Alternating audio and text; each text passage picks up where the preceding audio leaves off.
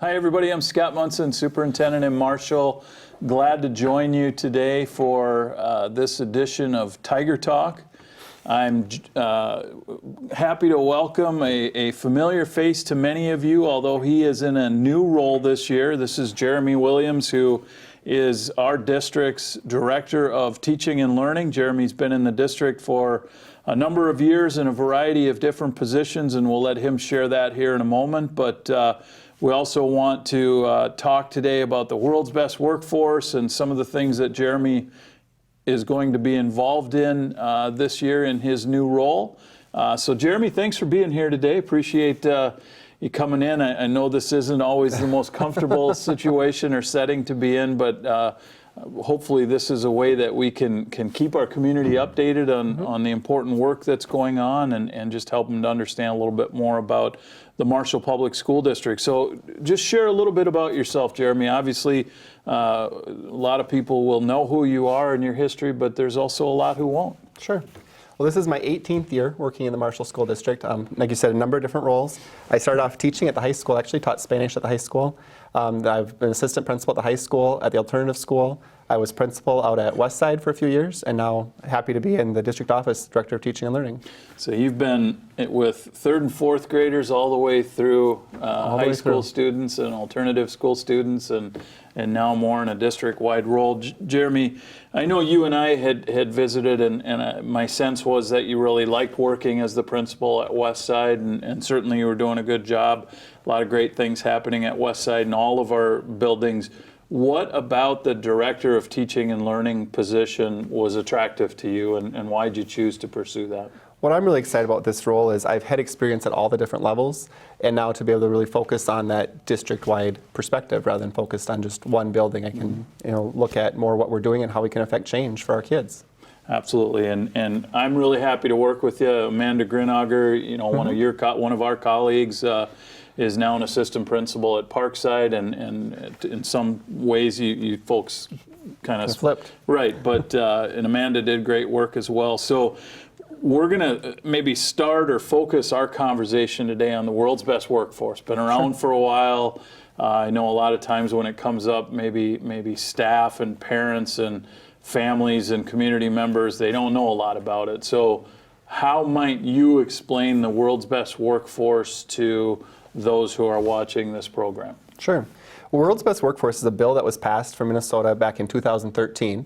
It's looking at how is the state measuring that schools are making growth, helping students achieve at each district within the state, and giving us a framework to look at that, a common framework.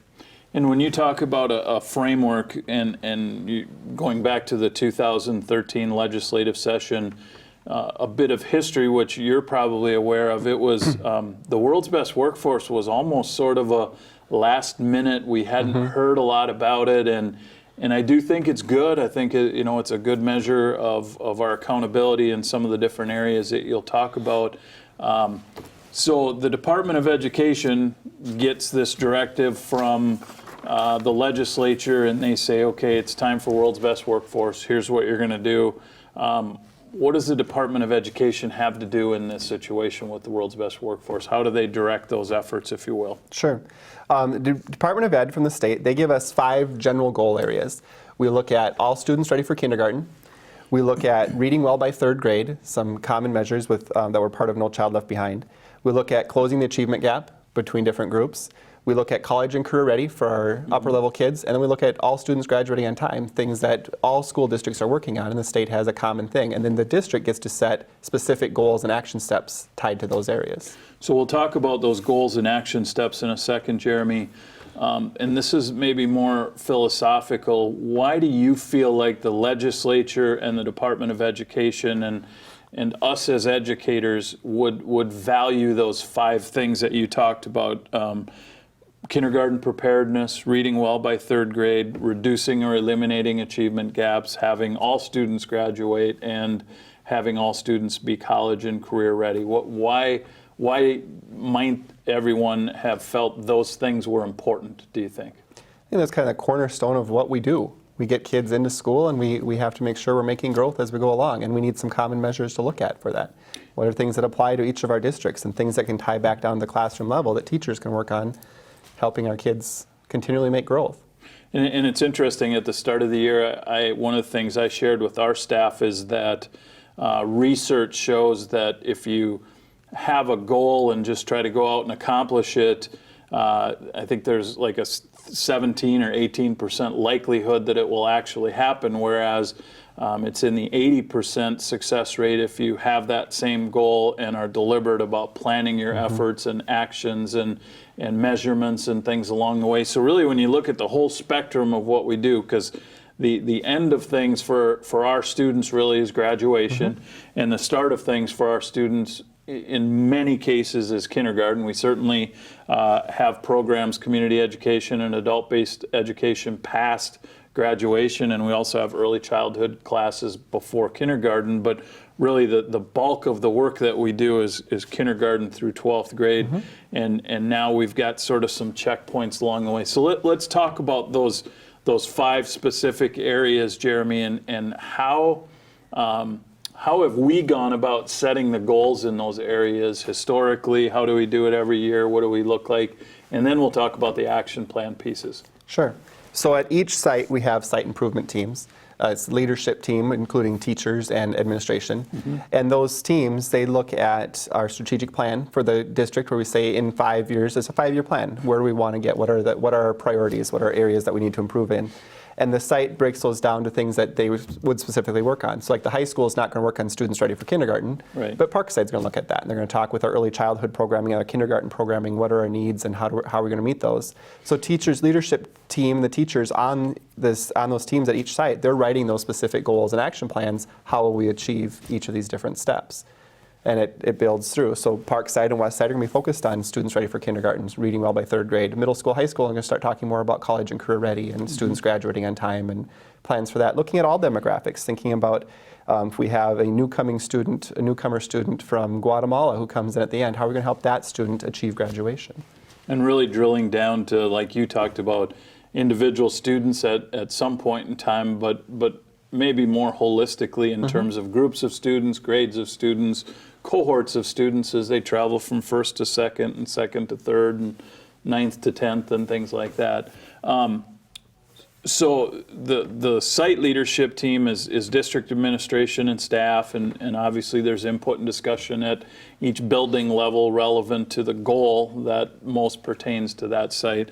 How do we go about getting community input? Because you and I know as educators that parental involvement, community support, those are 2 really important aspects of really student success and our success as a school district. Plus, we want the Marshall Public School District to be a source of pride for our community. So how have we gone about as a school district getting community input and parent involvement and input on our World's Best Workforce Plan? Sure. So we tried something different this year with our, we have a parental advisory committee that's part of this World's Best Workforce Plan. And something different that we did this year to get more parents involved is we had teachers nominated parents or suggested parents that we reached out to them with some information via email, and then we sent out some videos explaining the plan and what we're doing. And actually got some survey feedback there. We sent out to almost 100 parents different feedback, and it was a larger team than we've ever had. And we had a lot of feedback, parents saying, this is what I see the district doing. Here's some suggestions I have that we can use, bring them back to the board and bring back to our teams from other perspectives that we can use as we plan going forward. And that was a really neat idea, I thought, Jeremy, that you and maybe others came up with, because we know how busy people are, and it's just hard to have meetings and get people to attend, and it's hard at times to schedule things out in the community. So we took a different approach this year. Great job on that. And hopefully we can expand that to all parents at some point in time. But that feedback is really important, and I know you've looked at it. We've shared it with our administrative team and are trying to figure out, okay, how can we continue to do well what we're already doing well, or even better, and what, based on the input and feedback that we're receiving, how can we improve on some things. So that's a great idea and very useful information. So the world's best workforce plan, you talked about it, 2013 legislation. It's in statute. Every school district has to have a plan that has a goal for each of those 5 areas and then an action plan for how to accomplish that. We are working on last year's summary report. We'll submit that, and I won't talk about that necessarily, or we won't at this. How does the world's best workforce plan, which is deliberate, specific, action-oriented, goal outcome based, how does that align with some other things in the school district, if at all? And what are those other things? I know we've talked about that a lot, but how do we get that alignment message out, and what does it look like and mean? That's really our message going through with all of our goal setting. We have a number of different levels of goal setting, and it's really important that we align those. So we take the world's best workforce plan, and we have a district strategic plan that's a 5-year area, and we say, okay, here's some areas that we know as a district from different feedbacks and surveys and data that we look at. We say here are some priority areas for us. So we take that and we write site improvement plans. So each site has an improvement plan, and they say, okay, this is a district's goal. What can we do as a site to reach that level? And the site writes action plans and goals to that. Then it goes even farther. So teachers have individual goal plans, so they can look at as themselves in the classroom. Here, what's something I can do as a teacher to help meet this? Help when looking at the kids in my classroom. So it all lines up back to the world's best workforce plan.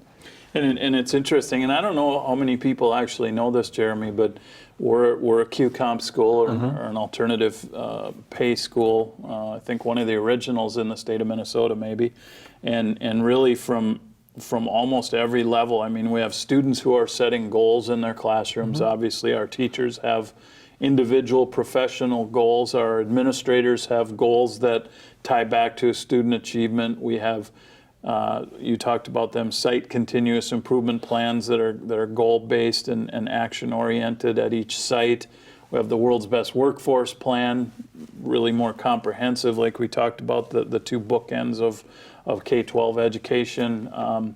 We have a lot of different things, and we've had many discussions about alignment of those because we don't want them to be operating separate from each other. So I appreciate you sharing that. Let's circle back to the world's best workforce plan again, and I'll just update everybody again. I'm visiting with Jeremy Williams, the Director of Teaching and Learning in the Marshall Public School District. We're talking about the world's best workforce plan and really legislation. So Jeremy, let's circle back a little bit. When we talk about, I'll use an area that you're probably most familiar with. When we talk about the component of the world's best workforce plan, that's the all students reading well by 3rd grade. Obviously, you had spent a lot of time on that in Westside. So you don't want to just say, here's the percent of students, 100%, 80%, 70%. We have a goal for that. You also want to say, here's the 6 things or 10 things, or here's the action items that are going to help us be more successful accomplishing that goal. How are those action items really written, and what might some of them look like? Let's use the 3rd grade reading one as an example, if you'd share that. Sure. So we look each year, like I mentioned earlier, we look at a lot of different data. So we look at not only grade level data with, like, we have a number of different assessments. We have our MCA assessments, we have NWA assessments, and they're all used for different things to look at, historically, how is this cohort done? How have we done on a grade level? We'll look and see our students, how they perform in the comprehension strands of the test. And we're struggling with comprehension strands, break it down farther and say, what are some specific skill sets that students might struggle with? And then beyond just the grade level, we'll look at individual student data. We've started some new assessment things even this year, where we said we really need to break this down even farther to identify those needs so we can help close the achievement gaps and have students reading well by 3rd grade. So looking very specifically at, was saying, Scott, if I'm assessing you, here are some things that I see you struggle with that we can help provide very specific interventions targeted to your needs, and progress checking throughout the year, and then using those bigger assessments as end of the year checks or mid-year checks to follow, are we making the progress we need to make, so we're seeing the growth and it's very individualized. That's been a big trend we've seen change the last few years in education, is taking that from the whole class approach to a very individualized student approach. And really, as much as the phrase has gone away, really working to ensure that no child is left behind. Exactly. We want to try to keep them up to speed with their colleagues and peers. So we go through these, Jeremy. You and I are familiar with them again, but we're talking folks who don't have the same background as we do. We go through these plans and these goals and actions and like you said, sort of checkpoints along the way, and then we get to the end of the year. How do we measure our growth or success or whatever on all of the goals of the World's Best Workforce Plan, or any of them if you want to focus on one in particular? Sure. We have, within the plan, we lay out very clearly where we start the year, what our goal is by the end of the year, and we pull that test out and we sit down and we spend a lot of time going through that in the spring. You know, as the Director of Teaching and Learning, I'll spend time going through that and sharing with principals, and principals are pulling things and sharing back with me, and we talk about now what are the next steps for next year. It's not something we ever hit the end point. It's always what are our next steps? It's a continuous improvement plan. So we're looking at what are the next steps to continually improve, and how can we help the next group or the next child, and keep looking at that data. What does the data show? And it's kind of interesting, I think, too, and you and I have touched base on, because every district can set their own goals. You can either set a high goal or one that you're relatively certain you can set. And I think in general, it's fair to say that our goals have been pretty progressive. We're really trying to challenge our administrators and our staff and our students and families to get better, because that's what it's all about. And I know at times when we get feedback from the Department of Education and internally we look at, well, here was our target and maybe we fell short here. I realize that's frustrating, but at the same time, we could have set a lower goal, but that's not what's best for kids and their progression. So we take a little bit more of an aggressive approach there, and that's always interesting. So we're in the process of essentially sort of getting ready to craft our 2018-19 plan. Do these goals stay the same every year? How do we, the goal areas of ready for kindergarten, read well by third grade, high school graduation, college and career readiness, and reducing achievement gaps. Those goal areas are the same, but do our goals as a school district stay the same every year? No, it's all based off of what the data is showing us from previous year. If we find an area we've made a lot of growth in, our students doing well, we're going to focus on a different area. And if we have some areas that we see a continued need for, then that might carry through from one year to the next. But it all can change one from the next.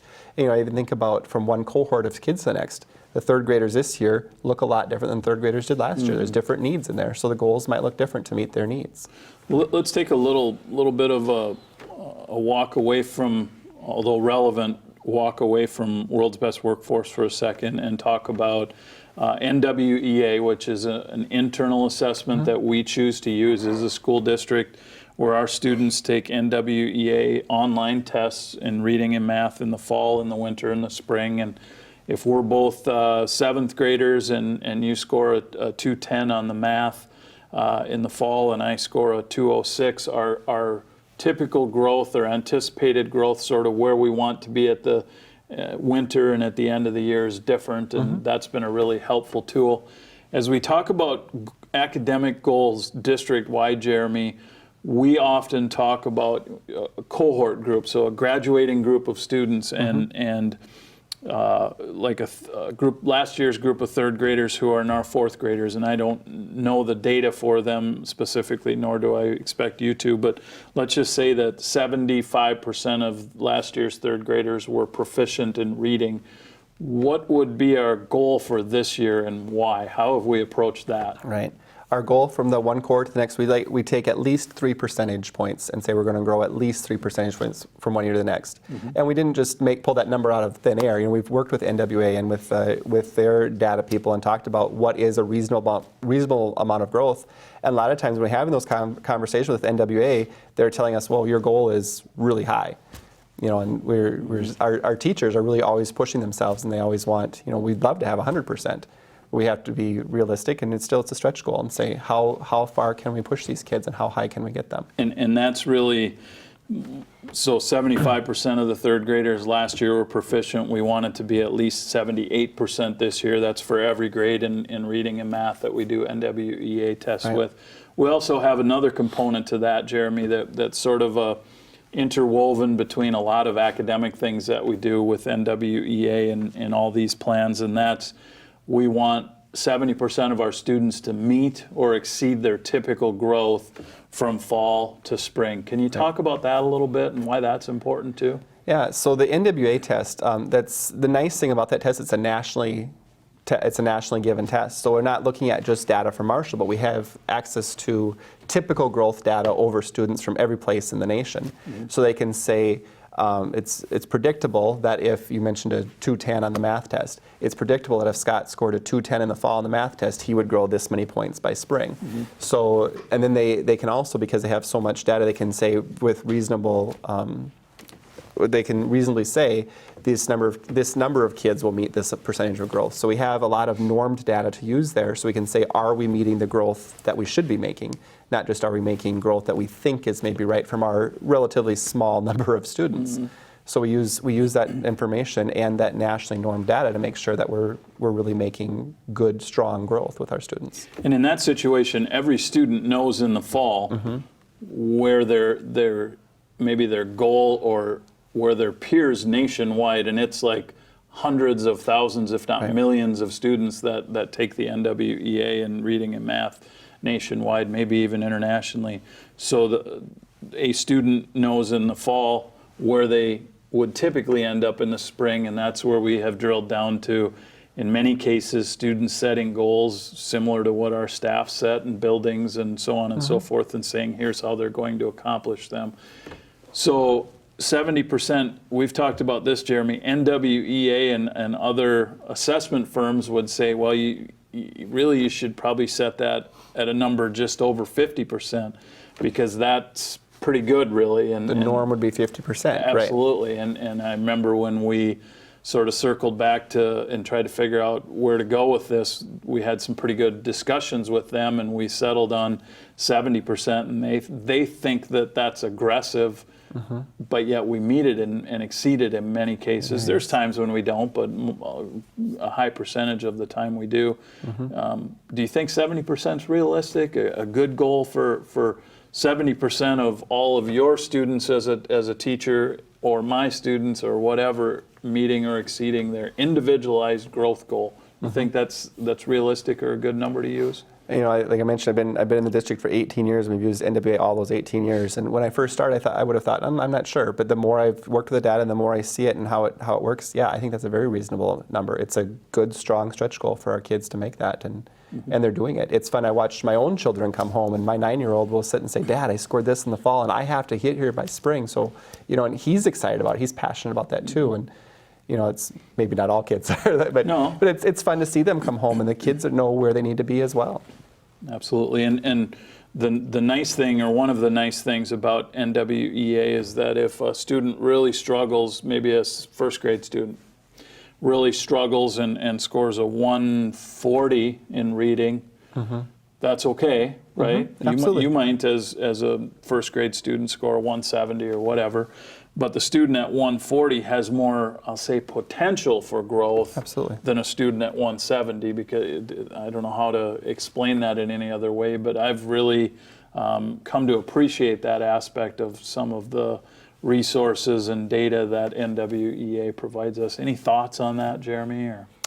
I think it's definitely something we consider in the classroom. Some kids are lower, and there's a lot more room to grow. So we look at how many interventions and what does the correct intervention provide to help that student make the growth. And some students are doing well, and we maintain that they're doing well. We certainly want to stretch every student to continue to grow, but if you're already at or above that norm score, there's less room to grow than students who's below. We want to get students up to that grade level. The goal is read well by 3rd grade. And that's a nice thing too. If I'm a student who scores a 140 and you're in the same class or grade as me, and you're at a 170, you still can go to a 190 or 185 or whatever. Your goal might only be a 175, and mine from a 140 in the fall might be to a 155 or 160 in the spring. There's nothing holding you back per se, and which is good because it's personalized or individualized. Yep. You talked about interventions, so let's take another catwalk, if you will. We have a lot of interventions in our district. We do. When you and I went to school, I can't say that those were in place in very many situations or schools. Let's talk about those, because when I talk to people in the public about how education has changed, I don't know that they necessarily have a good understanding of that with no blame on them, but can you talk about interventions, what they look like, why we do them, what some examples are at the elementary level and maybe the high school or upper levels if you're aware of them, just to educate our public? Right. So the framework we use that we look at is called response to intervention, or the balanced literacy approach is another term that we use that we spent a lot of time talking about. But it's really thinking we want to meet majority of the students with our core instruction. That'd be our tier 1 intervention is the core. Which is the regular classroom teacher. Classroom piece, yeah. So the regular classroom teacher is providing that instruction at grade level for all students. And then we say, okay, students who are struggling with that core in the tier 1 steps down to a tier 2 intervention. We say, what are some things that student maybe use to help push them up? And we bring in things like Title I as an option for a student who's a little behind. We have students who might receive special education or EL, English language learners for students that don't speak English. We have a number of different things available for students in that way.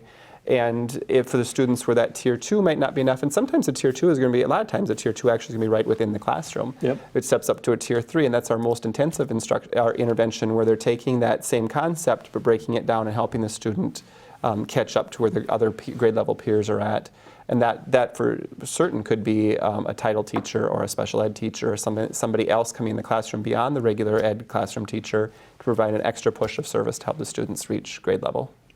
I think those are really good examples, and really in its simplest form, it's all of the students in their particular class at whatever grade level, and then maybe fewer students getting some extra assistance, support, maybe in groups of 2 or 3 or 4 or 5, sometimes one-on-one, but then you get to the third level or third tier, if you will, and it's maybe one-on-one, a little more specialized, but it's all aligned. We're still talking about comprehension or phonics or different things like that. Breaking down those skills to the more basic levels, right? Yep, awesome. I appreciate that, Jeremy. So we're going to wrap up our show just here with a couple things, one with you and I, and then I'll finish with a comment. If anybody wants to know more about anything happening in the schools, what we're doing with curriculum and instruction, assessment, shared a lot of information. I love talking about this stuff. I'm sure a lot of people don't, but if they want to get more information about any of this or World's Best Workforce, how can they go about that? Sure.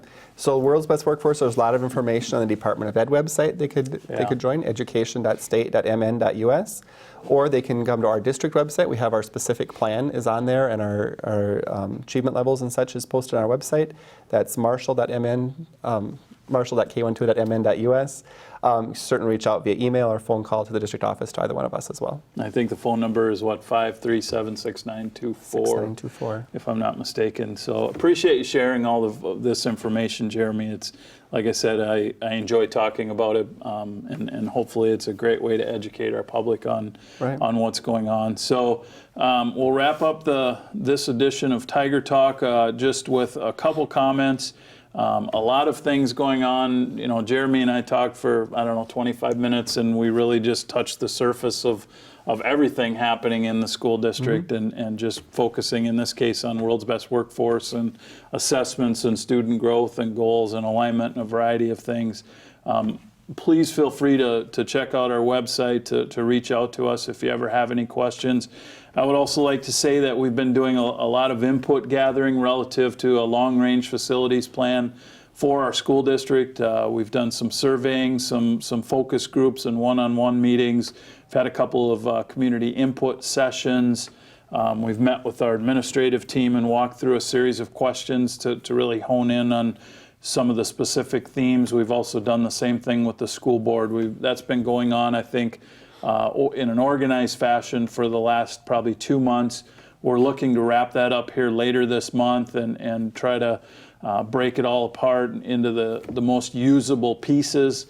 Next month, I anticipate that we'll move forward at the school board level with additional information, what we heard, what we think about what we heard, some of the positives, some of the hurdles, and just continue to take a look at what is the long-range future of the Marshall Public School District's facilities look like. So maybe next month I can come on this show again and talk with someone, school board member or others from our district about what's taking place and the direction that we feel we're going, and get everybody updated on that. But thank you very much for taking time out of your schedule to watch this. And again, Jeremy, thank you for coming on the show. And, Thank you. And thank you to Studio One for letting us do this. Have a great rest of the day.